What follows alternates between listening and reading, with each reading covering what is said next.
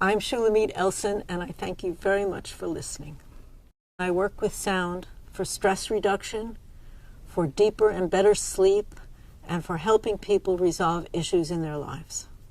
The world is in chaos right now, and we all know that chaos, from chaos theory, is actually preparing us for something that we don't yet understand. We don't know what's going to emerge from this, but something will emerge from it. But meanwhile, we're in a chaotic point in our history where there's a confluence of all kinds of cultures and events and challenges. And in the middle of this, we are being inundated with the most incredible amounts of unending stream of information telling us what we need to know, how we need to live, what we know now that we should forget about because the new thing is coming into being, and so on.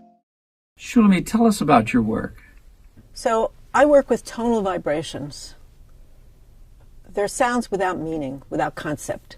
They're not trying to convince you of anything. They're not saying feel better or feel worse. They're not judging you.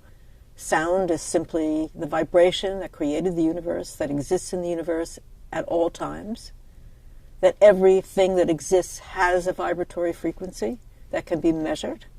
So the sounds that I work with are considered the fundamental building blocks of the universe. There's a sound that is associated with the human body overall and also with the cosmos, and sounds that can be, well, as we know with music or anything else, sounds that can be very relaxing and very calming, sounds that can be integrating, sounds that enhance your feeling of love to your fellow creatures. There are sounds for literally everything that exists. So the sounds that I use are tonal sounds based on a system that takes the sounds and applies them to different energy centers in the body.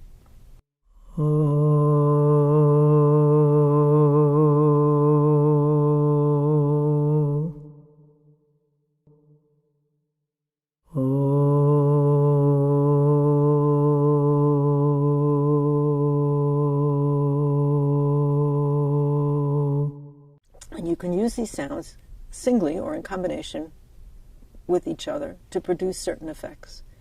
Those effects can be, for example, what we're talking about today, sleep, de-stressing, taking a dream and helping it manifest in some way, taking it out. Dreams are beautiful, but then we have to make them real if we're going to accomplish anything.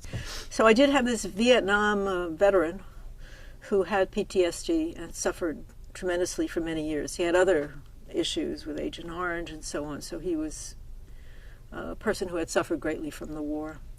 And he was very jumped up. He used to sleep with a gun under his pillow because he never knew when the next attack was going to come. And the sounds actually released him, and he was able, through the practice of the sounds, to put the gun away and to adapt more to the current reality that he was living in. So that was a nice success story. I did also work with a national hockey player who was in transition, as often happens with people who have careers where they reach a peak and they have to leave for whatever reason. An athlete, of course, is time limited by his physical capacity and has to move on.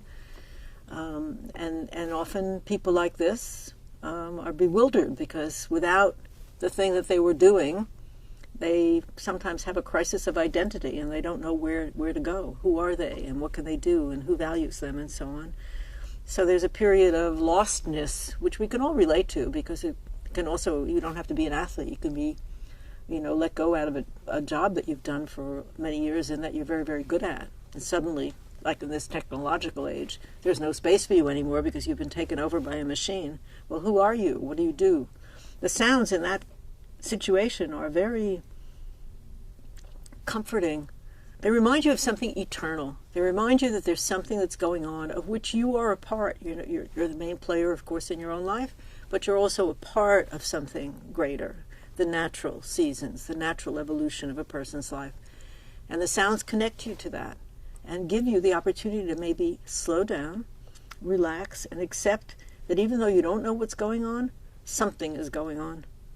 Because there will be spring again, and there will be flowering again. And the sounds remind you of that, because they're They're related to the creation of the world. They're primal, they're fundamental. We're human beings. It's true that we can do things to ourselves that make ourselves sick, like smoking or whatever, but we're human beings and we're finite.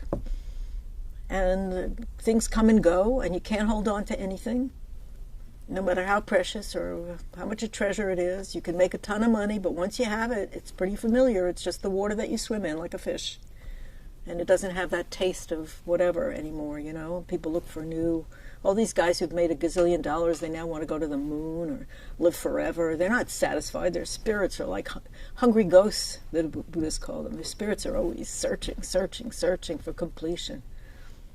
Nobody actually knows what to hold on to anymore. I mean, that is the malaise in the society. It's happening so fast that you don't know exactly how to prepare your children for their future. How do you prepare for your own future? Everything is moving very, very quickly. And so what is there to hold on to? Well, what you can hold on to is some eternal truths about the nature of reality, about yourself, and so you can be resilient, so you can keep your eyes open, to not get hung up in feeling victimized or, you know, full of grief, so you can actually move forward. And the sounds are really pretty essential. And I think that the sounds are for this time that we are living in, because we're constantly being bombarded with information and data. Lots and lots of data, lots and lots of information.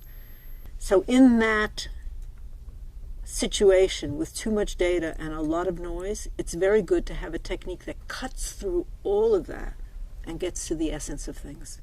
It cuts through all the noise, all the intellect, all the rationalizations, all the understanding. It just puts you in a place where you are at the core of your being and your connection to the universe.